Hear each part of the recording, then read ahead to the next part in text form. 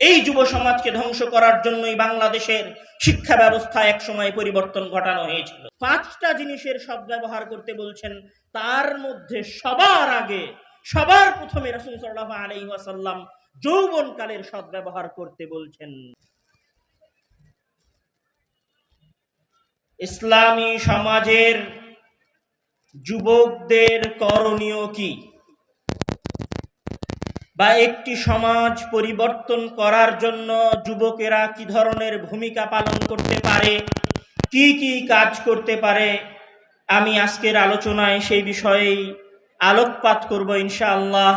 ওয়ামা তাওফীকি ইল্লা বিল্লাহ। সম্মানিত উপস্থিতি, একজন মানুষের জীবনে যেমন তার যৌবনকালের সময়টুকু টাকা উপার্জন করার জন্য গুরুত্বপূর্ণ, একজন মানুষের জীবনে যেমন তার জীবন গঠন করার জন্য যৌবনের 17 থেকে 40-45 বছরের মধ্যবর্তী সময়টা সবচেয়ে বেশি জরুরি, একজন মানুষের জীবনে সফল হওয়ার জন্য যেমন কিশোর কাল থেকে নিয়ে শুরু করে যৌবনকালের সময়টাকে কাজে লাগানো সফলতার জন্য প্রয়োজনীয়, ঠিক তেমনি ভাবে একটি সমাজ, একটি দেশ পরিবর্তন করার জন্য ওই দেশের যুবকদের পরিবর্তন হওয়াও জরুরি। পৃথিবীতে কোনো জাতি, কোনো সমাজ, কোনো দেশ যদি মাথা উঁচু করে দাঁড়াতে চায়, তাহলে অবশ্যই সেই জাতি এবং সমাজের যুবকদেরকে মাথা উঁচু করে দাঁড়াতে হবে। কোনোদিন যদি কোনো জাতি অর্থনীতিতে সমুন্নত হতে চায়, তাহলে সেই জাতির যুবকদেরকে অর্থনীতিতে মজবুত হতে হবে। পৃথিবীতে কোনো জাতি যদি কোনো দিন শিক্ষায় পৃথিবীর উপরে শাসন ক্ষমতা প্রতিষ্ঠিত করতে চায়, তাহলে সেই সমাজের যুব সমাজকে শিক্ষিত হতে হবে।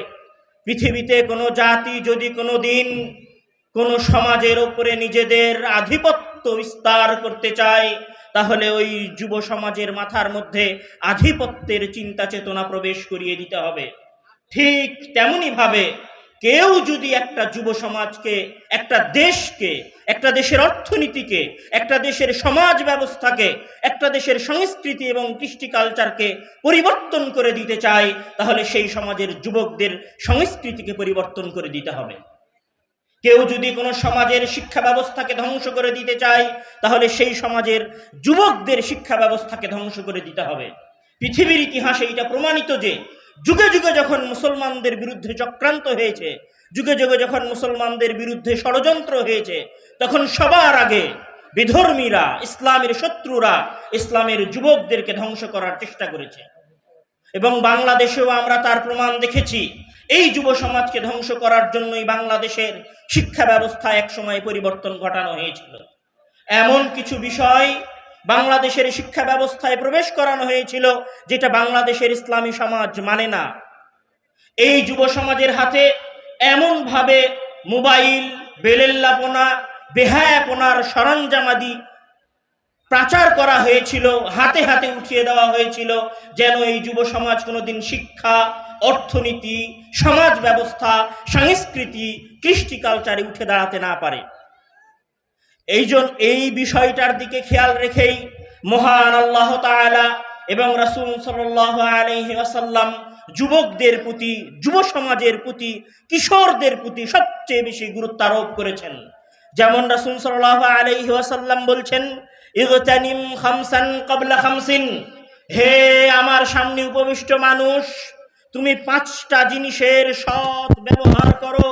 ওই 5টা জিনিস তোমার কাছ থেকে হারিয়ে যাওয়ার পূর্বে সর্বপ্রথম বিষয় হচ্ছে শাবাবাকা ক্বাবলা হারামিক, বৃদ্ধ হয়ে যাওয়ার পূর্বে তোমার যৌবন কালের সৎ ব্যবহার করো।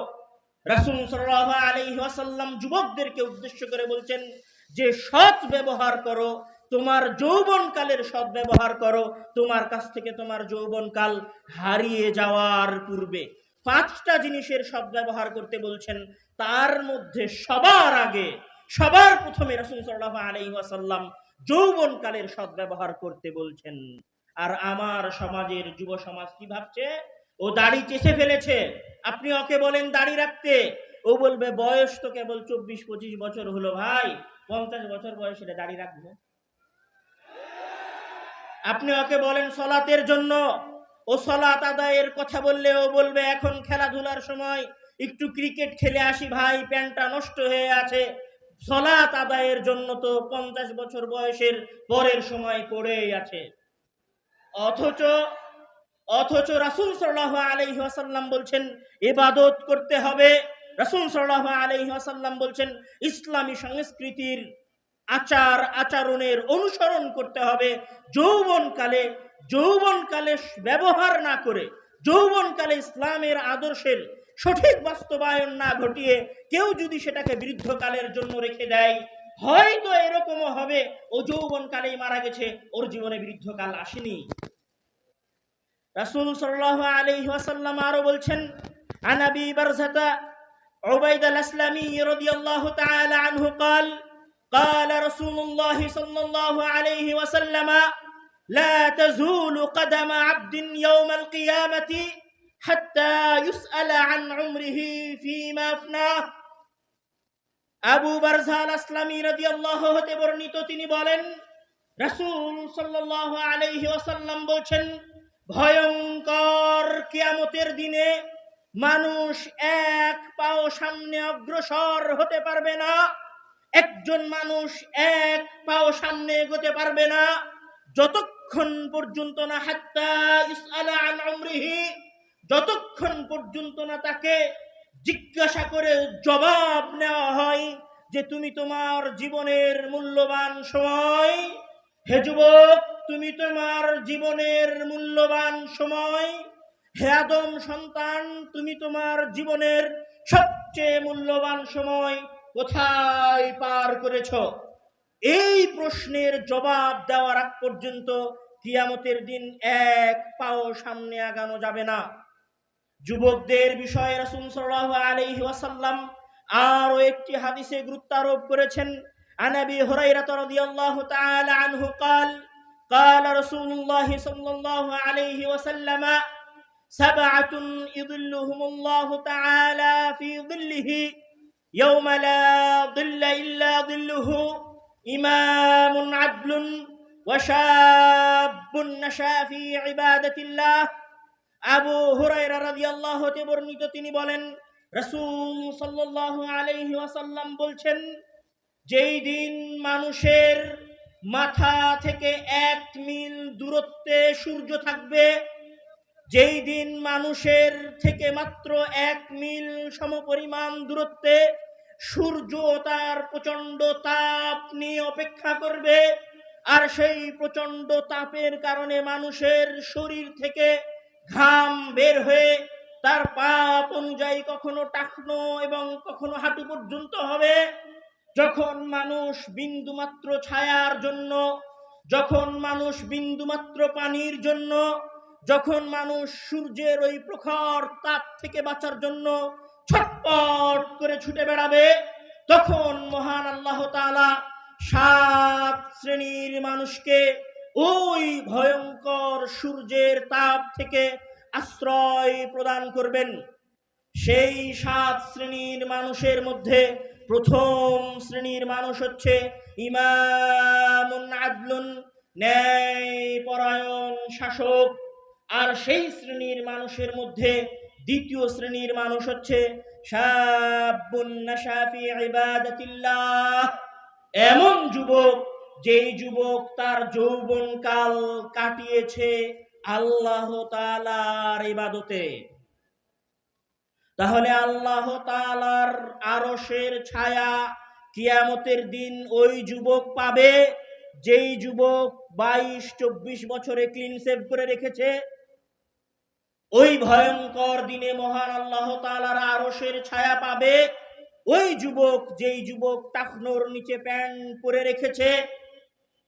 ওই ভয়ঙ্কর দিনে কি মহান আল্লাহ তাআলার আরশের ছায়া পাবে ওই যুবক যেই যুবক তার 24-25 বছর বয়সে সালাত আদায় না করে, নামাজ না পড়ে, খেলা দেখার দোহাই দিয়ে, ক্রিকেট খেলার দোহাই দিয়ে সালাতে আসেনি। কখনো নয়। মহান আল্লাহ তাআলা তার আরশের ছায়াতলে ওই যুবককে কোনোদিনই ছায়া দিবেন না, বরং ওই ভয়ঙ্কর দিনে মহান আল্লাহ তাআলার আরশের ছায়ায় ছায়া পাবে ওই যুবকই, যেই যুবক যৌবনকালে আল্লাহ তাআলাকে ভয় করে, আল্লাহ তাআলার কথাকে স্মরণ করে দাড়ি বড় করেছে, টাকনোর উপরে প্যান্ট পরিধান করেছে, পায়জামা পরেছে এবং 5 ওয়াক্ত সালাত আদায় করেছে। রাসূল সাল্লাল্লাহু আলাইহি ওয়াসাল্লামের এই কয়েকটি হাদিস আমাদের সামনে স্পষ্টভাবে প্রমাণ করে যে ইসলামে মহান আল্লাহ তাআলার কাছে, রাসূল সাল্লাল্লাহু আলাইহি ওয়াসাল্লামের কাছে যুবকদের বিশেষ গুরুত্ব রয়েছে। যুবকদের যে বিশেষ গুরুত্ব রয়েছে, আপনি যদি ইসলামের ইতিহাস সহ ইসলামের ইতিহাসের পূর্ববর্তী যুগের ইতিহাস টেনে দেখেন, তাহলে আপনি বুঝতে পারবেন যে সমাজে যুবকদের কি রকম গুরুত্ব রয়েছে। আপনারা সবাই পবিত্র কোরআনে একটা সূরার নাম পড়েছেন, সূরাতুল বুরুজ নামে, ওয়াসসামাই যাতিল বুরুজ। এই সূরার কাহিনী, এই সূরার ঘটনা আপনারা দেখেছেন যে ওই সূরার মধ্যে একজন যুবকের ঘটনাকে উল্লেখ করা হয়েছিল, যেই যুবককে একজন বাদশাহ পাহাড় থেকে হত্যা করার চেষ্টা করেছিল ফেলে দিয়ে, যেই যুবককে সমুদ্রের মধ্যে ডুবিয়ে হত্যা করার চেষ্টা করেছিল বাদশাহ, কিন্তু বাদশাহ 2 বারের একবারও সফল হয়নি, কেননা ওই যুবক মহান আল্লাহ তাআলার প্রতি দৃঢ় বিশ্বাস রাখত। যুবক 2 বার হত্যা করার চেষ্টা করার পরেও যখন বাদশাহ তাকে হত্যা করতে পারলো না, তখন ওই যুবক ওই বাদশার কাছে গিয়ে বলল, আপনি যদি আমাকে হত্যা করতে চান তাহলে আপনার সমাজের সকল মানুষকে একটা মাঠে একত্রিত করুন এবং সেখানে খেজুর গাছের সাথে ঝুলিয়ে আমার দিকে তীর নিক্ষেপ করুন। এই কথা বলে যে বিসমি রব্বি হাযাল গোলাম, এই যুবকের প্রতিপালকের নামে তীর নিক্ষেপ করলাম। বাদশাহ মনে মনে ভাবলো, এই যুবককে আমি 2 বার হত্যা করার চেষ্টা করেছি, একবার পাহাড় থেকে ফেলে দিয়ে, একবার পানিতে ডুবিয়ে, কিন্তু আমি এই দিনদার, এই পরহেজগার মুত্তাকি যুবককে হত্যা করতে পারিনি, এবার তো তাকে হত্যা করার সুযোগ পেয়েছি। সকল মানুষকে মাঠে জমা করলেন। মাঠে জমা করার পরে যুবককে ঝুলানো হলো এবং যুবকের দিকে তীর নিক্ষেপ করা হলো। বিসমি রব্বি হাযাল গোলাম, এই যুবকের প্রতিপালকের নামে তীর নিক্ষেপ করলাম। এই কথা বলে তীর নিক্ষেপ করা হলো, ওই যুবক মারা গেল। কিন্তু ওই যুবকের চারপাশে যত মানুষ একত্রিত হয়েছিল তারা সমস্বরে বলে উঠল, আমান্না বিরব্বি হাযাল গোলাম, আমরা এই যুবকের প্রতিপালকের উপরে ঈমান আনলাম। এই যুবকের ঈমান, এই যুবকের শহীদ হয়ে যাওয়ার এই ঘটনা এবং তার আশেপাশের সকল মানুষের ওই শহীদ হয়ে যাওয়ার দৃশ্য দেখে আমান্না বিরব্বি হাযাল গোলাম, এই বাক্য এটা প্রমাণ করে যে একজন যুবক তার জীবনের বিনিময়ে, একজন যুবক এই দুনিয়া থেকে ছেড়ে চলে যাওয়ার বিনিময়ে একটা পুরো সমাজকে পরিবর্তন করতে পারে। কিন্তু আমাদের দেশে, আমাদের সমাজে হাজারো হাজারো লক্ষ লক্ষ যুবক আছে, কিন্তু আমরা আমাদের এই সমাজকে পরিবর্তন করতে পারিনি।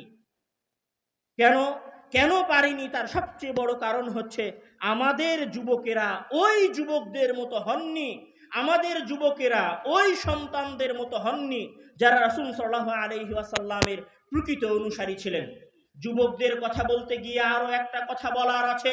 রাসূল সাল্লাল্লাহু আলাইহি ওয়াসাল্লাম যখন সর্বপ্রথম রোম সাম্রাজ্যের সাথে যুদ্ধ করার জন্য সেনাবাহিনী পাঠাচ্ছেন রোমে মুতার যুদ্ধে, তখন মুতার যুদ্ধে রাসূল সাল্লাল্লাহু আলাইহি ওয়াসাল্লাম 3 জন ব্যক্তিকে সেনাপতি নির্ধারণ করছেন। একজন হচ্ছেন যায়েদ ইবনে হারিসা, একজন হচ্ছেন জাফর ইবনে আবি তালিব এবং একজন হচ্ছে আব্দুল্লাহ ইবনে রাওয়াহা। মুতার প্রান্তরে মুসলমানদের সাথে রোমদের সবচেয়ে বড় যুদ্ধ হবে। রোমের সেনাবাহিনীতে আছে 2 লক্ষ সৈন্য আর মুসলমানদের সেনাবাহিনীতে আছে মাত্র 3000 সৈন্য। কোথায় 2000, কোথায় 2 লক্ষ আর কোথায় মাত্র 3000? বিশাল এই যুদ্ধে রাসূল সাল্লাল্লাহু আলাইহি ওয়াসাল্লাম এই 3000 লোকের সাথে, এই 3000 সাহাবীর সাথে সেনাপতি হিসেবে পাঠাচ্ছেন 3 জন ব্যক্তিকে, যায়েদ ইবনে হারিসা, জাফর ইবনে আবি তালিব আর আরেকজন হচ্ছে আব্দুল্লাহ ইবনে রাওয়াহা। 3 জনের 3 জনই হচ্ছে যুবক। এই ভয়ঙ্কর যুদ্ধে রাসূল সাল্লাল্লাহু আলাইহি ওয়াসাল্লাম পাঠিয়ে দিলেন 3 জন যুবককে সাথে করে। রাসূল সাল্লাল্লাহু আলাইহি ওয়াসাল্লাম তার জীবদ্দশায় মৃত্যুর পূর্বে যখন শামের খ্রিস্টানদের সাথে, শামের বিধর্মীদের সাথে যুদ্ধের জন্য আবু বকর, ওমর রাদিয়াল্লাহু তাআলা আনহু সহ বড় বড় ব্যক্তিদেরকে যুদ্ধে পাঠাচ্ছেন, তখন সেই যুদ্ধেও রাসূল সাল্লাল্লাহু আলাইহি ওয়াসাল্লাম সেনাপতি হিসেবে পাঠাচ্ছেন ওসামা ইবনে যায়েদকে। ভয়ঙ্কর ভয়ঙ্কর দুইটা যুদ্ধ, একটা হচ্ছে মুতার যুদ্ধ, আরেকটা হচ্ছে রাসূল সাল্লাল্লাহু আলাইহি ওয়াসাল্লামের মৃত্যুর সময় শামের অধিবাসীদের সাথে যুদ্ধ। সেই যুদ্ধেও রাসূল সাল্লাল্লাহু আলাইহি ওয়াসাল্লাম যুবক হিসেবে একজন সেনাপতিকে নির্বাচন করেছেন, যার নাম ওসামা ইবনে যায়েদ। ওসামা ইবনে যায়েদের বয়স হচ্ছে, যখন ওসামা ইবনে যায়েদ সেনাপতির পতাকা নিয়ে দাঁড়িয়ে আছে, তখন ওসামা ইবনে যায়েদের বয়স হচ্ছে মাত্র 18 বছর। আর ওসামা ইবনে যায়েদ সেই সেনাবাহিনীর নেতৃত্ব দিচ্ছে, সেই সেনাবাহিনীতে ওসামা ইবনে যায়েদের পেছনে দাঁড়িয়ে আছে আবু বকর, ওমর, আলীর মতো বড় বড় সাহাবায়ে কেরাম। কোথায় আবু বকর, ওমর, ওসমান, আলী, আর তাদের সামনে দাঁড়িয়ে আছে মাত্র একজন 18 বছরের যুবক। রাসূল সাল্লাল্লাহু আলাইহি ওয়াসাল্লাম যখন উহুদের যুদ্ধে মক্কার মুশরিকদের দ্বারা প্রচন্ড ভাবে হামলার শিকার হলেন, তখন একজন যুবক রাসূল সাল্লাল্লাহু আলাইহি ওয়াসাল্লামকে বাঁচানোর চেষ্টা করছিলেন, যাকে উদ্দেশ্য করে রাসূল সাল্লাল্লাহু আলাইহি ওয়াসাল্লাম বলছেন, মান আরাদা আন ইয়ানদুরা ইলা শাহীদিন ইয়ামশি আলা রিজলাইহি ফালইয়ানদুর ইলা তালহা ইবনে উবাইদিল্লাহ। কেউ যদি তোমাদের মধ্যে এই যুগে একজন জীবন্ত শহীদ ব্যক্তিকে দেখতে চায়, তাহলে সে যেন তালহা ইবনে উবাইদুল্লাহর দেখে। রাসূল সাল্লাল্লাহু আলাইহি ওয়াসাল্লাম একজন ব্যক্তিকেই জীবন্ত শহীদ হিসেবে ঘোষণা করেছিলেন, তার নাম হচ্ছে তালহা ইবনে উবাইদুল্লাহ, যখন তালহা ইবনে উবাইদুল্লাহর বয়স ছিল মাত্র 31 বছর। সম্মানিত উপস্থিতি, যুবকদের আরো কয়েকটা ঘটনা বলে আমি আমার যুবকদেরকে উদ্বুদ্ধ করার চেষ্টা করব। যখন রাসূল সাল্লাল্লাহু আলাইহি ওয়াসাল্লাম মারা গেলেন, রাসূল সাল্লাল্লাহু আলাইহি ওয়াসাল্লাম যখন ইহকালীন জগৎ শেষ করে পরকালীন জগতে পাড়ি জমালেন, আবু বকর রাদিয়াল্লাহু তাআলা আনহু খেলাফতের দায়িত্ব নিলেন। আবু বকর রাদিয়াল্লাহু তাআলা আনহু খেলাফতের দায়িত্ব নেওয়ার সাথে সাথে ইসলামী সমাজের চতুর্পাশে, মক্কা মদিনার চতুর্দিকে বিভিন্ন ফিতনা উঠল। কিসের ফিতনা? রাসূল সাল্লাল্লাহু আলাইহি ওয়াসাল্লামকে অস্বীকার করার ফিতনা। কিসের ফিতনা? নতুন নবী দাবিদারদের ফিতনা। এই রকম ভয়ঙ্কর ফিতনার যুগে সাহাবায়ে কেরাম বিভিন্ন যুদ্ধে অংশগ্রহণ করতে থাকলেন। এই বিভিন্ন যুদ্ধে অংশগ্রহণ করার কারণে অসংখ্য সাহাবায়ে কেরাম মারা গেলেন, অসংখ্য হাফেজ সাহাবীরা মারা গেলেন। তখন আবু বকর এবং ওমর রাদিয়াল্লাহু তাআলা আনহু দুইজনে পরামর্শ করছেন যে, আচ্ছা, আমরা তো অনেক দিন ধরে যুদ্ধ করছি, এই ফিতনার বিরুদ্ধে আমাদের সকল হাফেজ সাহাবীরা তো মারা যাচ্ছে, কি করা যায়? কোরআন তো সংরক্ষণ করতে হবে, কোরআন সংরক্ষণ করা জরুরি হয়ে গেছে, কেননা হাফেজেরা সব মারা যাচ্ছে। এই কোরআন সংরক্ষণ করার দায়িত্ব যেই সাহাবীকে দেওয়া হয়েছিল, সেই সাহাবী যায়েদ বিন সাবিতকে কোরআন সংরক্ষণের মতো একটা গুরুত্বপূর্ণ জিম্মেদারি প্রদান করা হচ্ছে।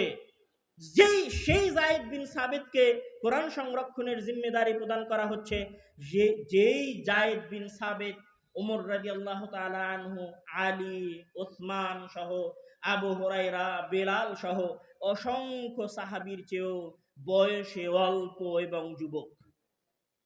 সম্মানিত উপস্থিতি, ইসলামের ইতিহাসে যুবকদের আরো কিছু গুরুত্বপূর্ণ ভূমিকা রয়েছে। আমি আমার কথা সংক্ষেপে শেষের দিকে নিয়ে যেতে থাকব।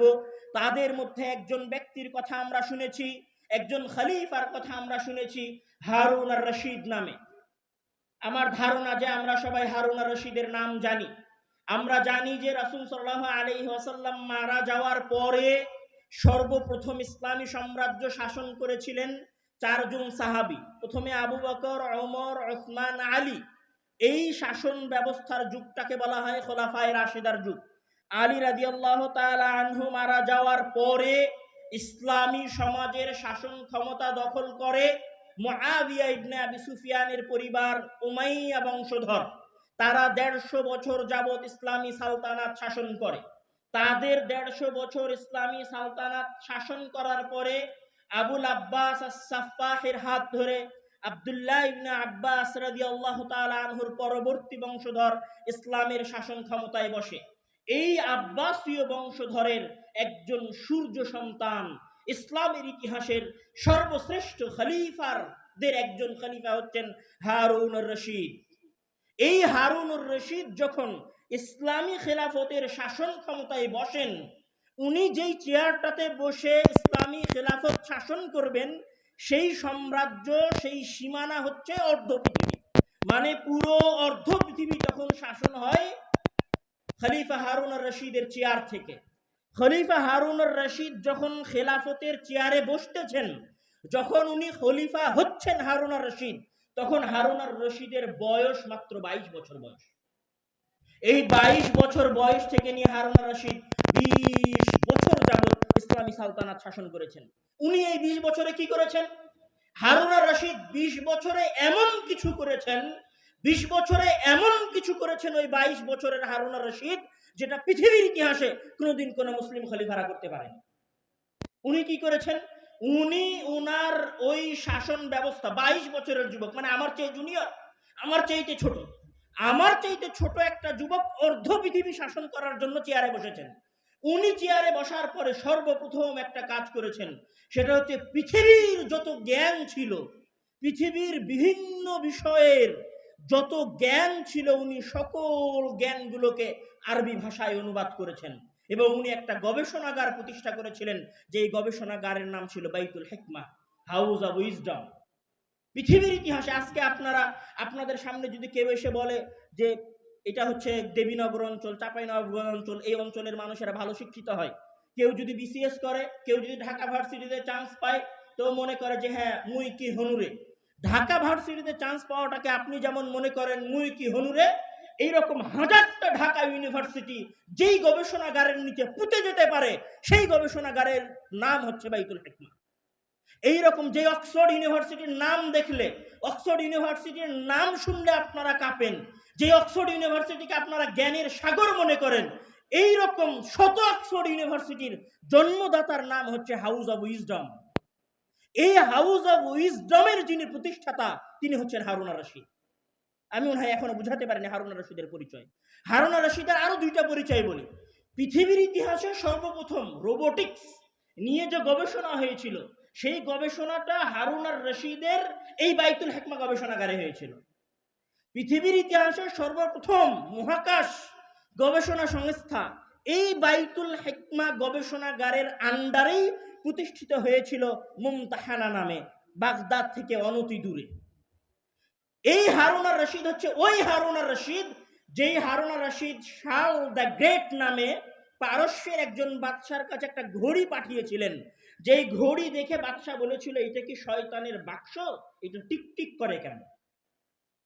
ওই হারুনুর রশিদের কথা আমি বলছি, যেই হারুনুর রশিদ তার শাসন ক্ষমতায়, তার চেয়ারে বসে পুরো অর্ধ পৃথিবী শাসন করেছিলেন, আর অক্সফোর্ড, কেমব্রিজ, হার্ভার্ডের চেয়ে উন্নত গবেষণাগার প্রতিষ্ঠা করেছিলেন 22 বছর বয়সে।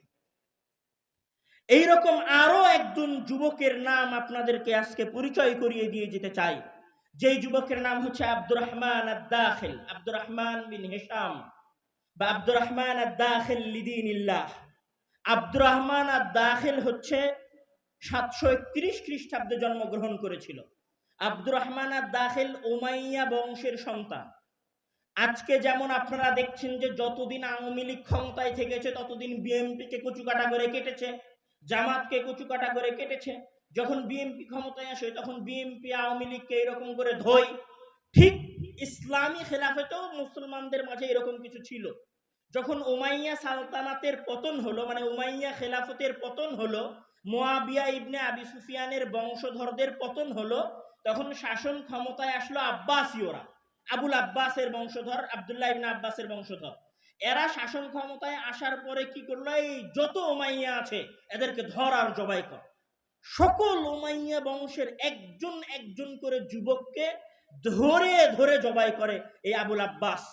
পরবর্তীতে তার লকব হয়ে যায় সাফাহ, মানে রক্ত প্রবাহকারী। এত রক্ত প্রবাহ করেছে, এত রক্ত প্রবাহিত করেছে, এত মানুষকে হত্যা করেছে, নামই হয়ে যায় আবুল আব্বাস আস-সাফাহ তথা আবুল আব্বাস রক্ত প্রবাহকারী। তো এই আবুল আব্বাস যখন ক্ষমতায় বসে আব্বাসীয় সালতানাতে, তখন ওই বলে সকল উমাইয়াদেরকে ধরো আর জবাই করো। এই ধরো আর জবাই করোর কথা শুনে আব্দুর রহমান আর দাখিল পালানো শুরু করে বর্তমানের দেমাস্ক থেকে। ওনার বয়স তখন 19 বছর। এই পালাতে পালাতে, এই পালানোর সময় ওনার চাচা মারা যায়, ওনার চাচাতো ভাইয়েরা মারা যায়, ওনার সামনে নদী থেকে উঠিয়ে ওনার ছোট ভাইকে হত্যা করা হয়, ওনার বোনদেরকে হত্যা করা হয়, ওনার বংশের যত ছিল সবাইকে হত্যা করা হয়। এই হত্যার সময়টা হচ্ছে প্রায় 5 বছর ব্যাপী ছিল। মানে এই 5 বছর সময়, 19 বছর বয়সে, ওনার বয়স যখন 19 বছর, তখন উমাইয়া সালতানাতের পতন ঘটেছে। 19 বছর বয়সের একটা যুবক পালিয়ে বেড়াচ্ছে তার হত্যাকারী থেকে। 6 বছর যাবৎ পালিয়ে বেড়ালো আব্দুর রহমান আদ-দাখিল। 6 বছর পরে ওনার বয়স যখন 25 বছর, তখন উনি পা রাখলেন বর্তমানে স্পেনে, যেটাকে আমরা আন্দালুস বলি। এই স্পেনে পা রাখার পরে স্পেনের 2-1টা গোত্রকে সাথে করে উনি পুরো স্পেন দখল করে নিলেন। আর পরবর্তীতে উনি ওই স্পেন শাসন করেছেন 30 বছর যাবত। 19 বছরে বাপ মা, ভাই বোন, সন্তান, পরিবার পরিজন, বাড়ি ঘর, আত্মীয় স্বজন, টাকা পয়সা, অর্থ সম্পত্তি, ভোগ বিলাস, রাজবাড়ি, রাজদরবার, রাজ সিংহাসন, বিলাসী জীবন যাপন, সকল কিছু হারিয়ে ফেলেছেন মাত্র 19 বছর বয়সে। আমার সমাজের একটা 19 বছরের যুবককে দেখেন, ওর যদি বাপ মারা যায় তো ভিক্ষা করা শুরু করে। ওর যদি আত্মীয় স্বজন হারিয়ে যায়, বাপ মা না থাকে, দেখবেন যে এতিমখানার দরবারে, এতিমখানার দুয়ারে দুয়ারে ভিক্ষার কুটুরি নিয়ে ঘুরছে। আমাদের সমাজের একজন মানুষের যদি কোনো সহযোগী হারিয়ে যায়, মাথা পাগল হয়ে যায়। কিন্তু আব্দুর রহমান আদ-দাখিল পুরো পরিবারকে হারিয়ে ফেলেছেন, তার চারপাশে কেউ নয়। ওই রকম অসহায়ত্বের সময় উনি স্বপ্ন দেখছেন যে আমাকে স্পেনের শাসন ক্ষমতায় বসতেই হবে। ওই স্পেনের শাসন ক্ষমতায় উনি বসলেন 25 বছর বয়সে। 25 বছর বয়স থেকে নিয়ে 30 বছর যাবত উনি স্পেন শাসন করলেন। আর পরবর্তীতে উনার বংশধরেরাই 300 বছর যাবত স্পেনকে শাসন করেছে। এখানে তোমরা যে সমস্ত যুবকেরা আছো, তোমরা যারা গ্রানাডার নাম শুনেছো, কর্ডোভা শহরের নাম শুনেছো, যেটাকে আরবিতে বলা হয় গার্নাতা আর আরবিতে বলা হয় কুর্তুবা, আমরা কর্ডোভা এবং গ্রানাডার নাম শুনেছি। যারা জেনারেল ছাত্র এরাও জানে কর্ডোভা এবং গ্রানাডা পৃথিবীর ইতিহাসের শ্রেষ্ঠ 2টা বিশ্ববিদ্যালয় আছে, বা বললে 3টা বিশ্ববিদ্যালয় আছে। একটা বিশ্ববিদ্যালয়ের নাম আগে পার হয়ে গেছে, বাইতুল হিকমা নামে। পৃথিবীর ইতিহাসের শ্রেষ্ঠ আর 2টা বিশ্ববিদ্যালয়ের একটা বিশ্ববিদ্যালয় হচ্ছে জামিআতু কুর্তুবা আর জামিআতু গার্নাতা। এই 2টা, কর্ডোভা আর গ্রানাডা, এই 2টা শহর আর এই 2টা শহরের বিশ্ববিদ্যালয় কিন্তু স্পেনে প্রতিষ্ঠিত। তো আব্দুর রহমান আদ-দাখিল 30 বছর শাসন করার পরে যখন উনি মারা গেলেন, মারা যাওয়ার 100 বছর পরে ওনার পরপোতা, যার নাম হচ্ছে আব্দুর রহমান আন-নাসির লিদিনিল্লাহ। আরবদের নিয়ম হচ্ছে, আরবেরা নিজের নামও যা রাখে, ছেলের নামও তা রাখে। তখন ছেলে তার ছেলের নামও তা রাখে, মানে বাপের নাম আব্দুল্লাহ তো ছেলের নামও আব্দুল্লাহ, ছেলের নাম আব্দুল্লাহ তো তার ছেলের নামও আব্দুল্লাহ, তার ছেলের নামও আব্দুল্লাহ। তো আব্দুর রহমান আন-নাসির যখন শাসন ক্ষমতায় বসেন স্পেনে, তখন ওনার বয়স হচ্ছে মাত্র 22 বছর। 22 বছর বয়সে উনি স্পেনের শাসন ক্ষমতায় বসেছেন। আর 22 বছর বয়স থেকে নিয়ে শুরু করে 912 সাল থেকে নিয়ে শুরু করে 961 সাল পর্যন্ত 50 বছর যাবত স্পেন শাসন করেছেন। 50 বছর স্পেন শাসন করেছেন। 22 বছর বয়সে উনি চেয়ারে বসেছেন মসনদে। তো এই 22 বছরের যুবক কি করেছেন এমন? তার আগে তো অনেক শাসক গেছে, 100 বছর তার আগে পার হয়েছে। এই 100 বছরের যারা শাসক ছিল তাদের চাইতে ওনার ভিন্নতা কি ছিল? এই আব্দুর রহমান আর নাসিরের ভিন্নতা কি ছিল? উনি যে 50 বছর শাসন করেছেন, এই যে 2টা ইউনিভার্সিটি বললাম, জামিয়া গার্নাতা আর জামিয়াতু কুর্তুবা, এই 2টা ইউনিভার্সিটির প্রতিষ্ঠাতা হচ্ছে আব্দুর রহমান আন-নাসির লিদিনিল্লাহ। উনি যেই শহরে বসবাস করতেন গ্রানাডায়, সেই গ্রানাডা শহর, সেই কর্ডোভা শহরে 32টারও বেশি বিশ্ববিদ্যালয় ছিল। আজকে আপনি 2025 সালে আছেন, 2025 সাল না, আজ থেকে ফিরে যান 1000 বছর আগে। 1000 বছর আগে চাপায়ের কি অবস্থা ছিল? জঙ্গল ছিল। 1000 বছর আগে ঢাকার অবস্থা কি ছিল? জঙ্গল ছিল। রাজশাহীর অবস্থা কি ছিল? জঙ্গল ছিল।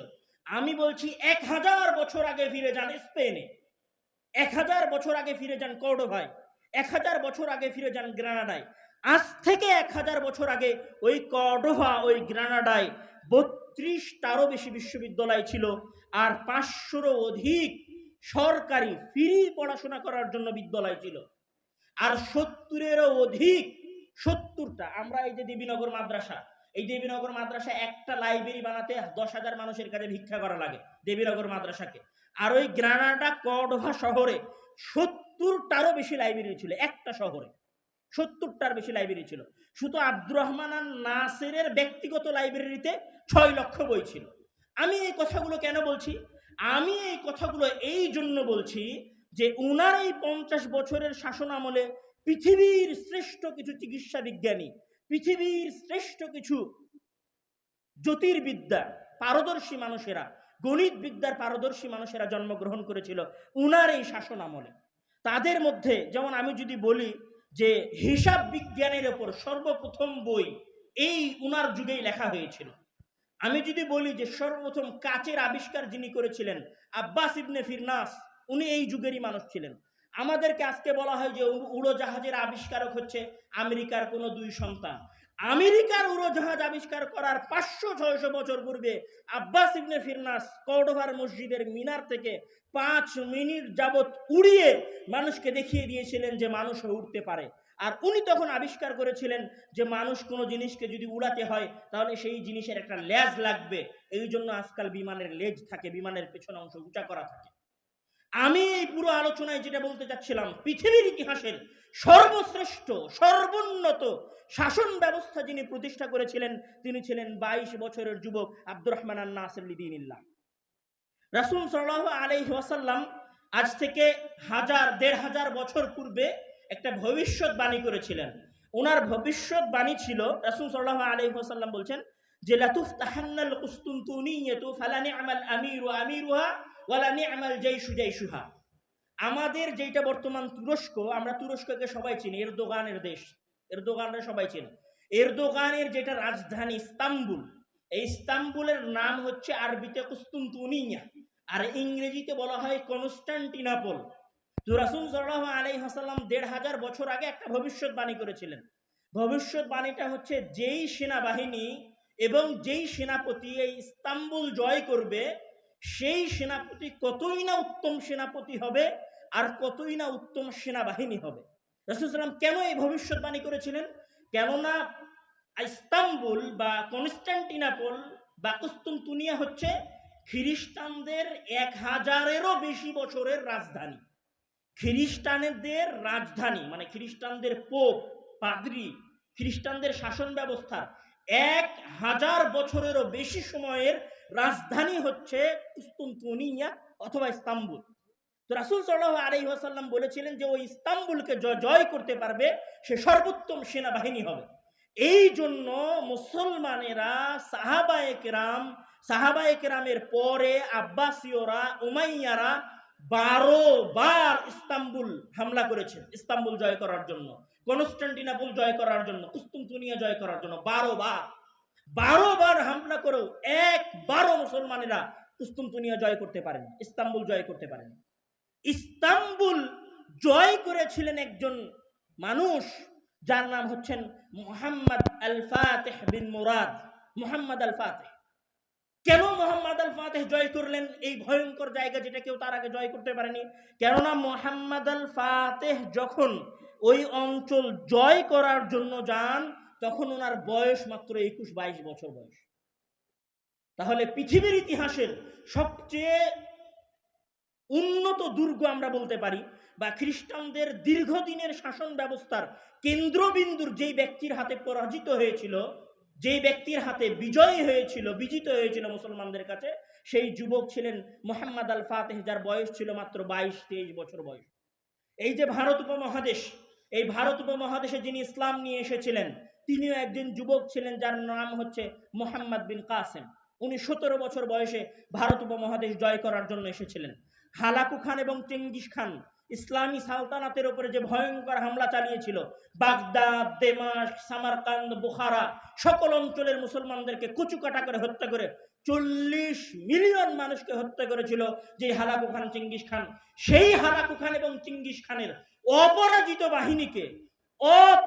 বাহিনীকে যিনি পরাজিত করিয়েছিলেন রুকনুদ্দিন বাইবাস, উনার বয়স ছিল মাত্র 37 বছর। 37 বছর বয়সের একজন যুবকের কাছে পৃথিবীর ইতিহাসের সবচেয়ে বেশি মানুষ হত্যাকারী হালাকু খান এবং চেঙ্গিস খান পরাজিত হয়েছিল আইনে জালুতের যুদ্ধে দাস বংশের কাছে, মিশরের সীমানা থেকে সামান্য আগের দিকে। এবং এমন ভাবে পরাজিত হয়েছিল এই হালাকু খান এবং চেঙ্গিস খানের বাহিনী যে রুকনুদ্দিন বাইবার্স ওই হালাকু খান চেঙ্গিস খানের বাহিনীকে 300 কিলোমিটার পর্যন্ত দৌড়িয়ে নিয়ে গিয়েছিলেন। আমি এই সংক্ষিপ্ত ইতিহাস বলে আপনাকে কি বলতে চাইলাম? আমি এই সংক্ষিপ্ত ইতিহাস বলে চাঁপাই নবাবগঞ্জের যুবকদেরকে কথা বলতে চাইলাম, যদি বাংলাদেশে, যদি পৃথিবীতে তোমরা ইসলামী সমাজ ব্যবস্থা প্রতিষ্ঠা করতে চাও, তাহলে আগে কাদেরকে পরিবর্তন হতে হবে? যুবকদের পরিবর্তন হতে হবে। যুবকেরা যদি পরিবর্তন হয়ে যায়, তাহলে বাংলাদেশেও একদিন ইসলামের শাসন ব্যবস্থার পতাকা উড্ডীন হবেই হবে ইনশাআল্লাহ। যদি দেবীনগরের সালাফি আকীদার যুবকেরা পরিবর্তন হয়ে যায়, তাহলে পুরো চাঁপাই নবাবগঞ্জ কেন, পুরো বাংলাদেশ সালাফিয়াতের দাওয়াত পৌঁছে যাবে ইনশাআল্লাহ। যদি এই দেবীনগরের যুবকেরা পরিবর্তন হয়ে যায়, এই দেবীনগরের সাধারণ গ্রামের একজন যুবক যদি পরিবর্তন হয়ে যায়, তাহলে একটা সমাজ, একটা দেশ, একটা দেশের অর্থনীতিও পরিবর্তন হতে বাধ্য। কিন্তু সবার আগে পরিবর্তন হতে হবে এদেশের যুবকদেরকে। এদেশের যুবকেরা এখন পাবজি, ফ্রি ফায়ার গেম নিয়ে ব্যস্ত। এদেশের যুবকেরা এখন খেল তামাশা নিয়ে ব্যস্ত। এদেশের যুবকেরা এখন গাঞ্জা টানায় ব্যস্ত। তুমি যাও তোমার এলাকার মাঠে, তুমি দেখো তোমার স্কুলের ছেলেগুলো সব এসা হয়েছে কিনা, গাঞ্জা নিয়ে চলে গেছে গমের ভুঁয়ে, গাঞ্জা নিয়ে চলে গেছে হচ্ছে কুশরের জমিতে, ওখানে গিয়ে গাঞ্জা টানবে।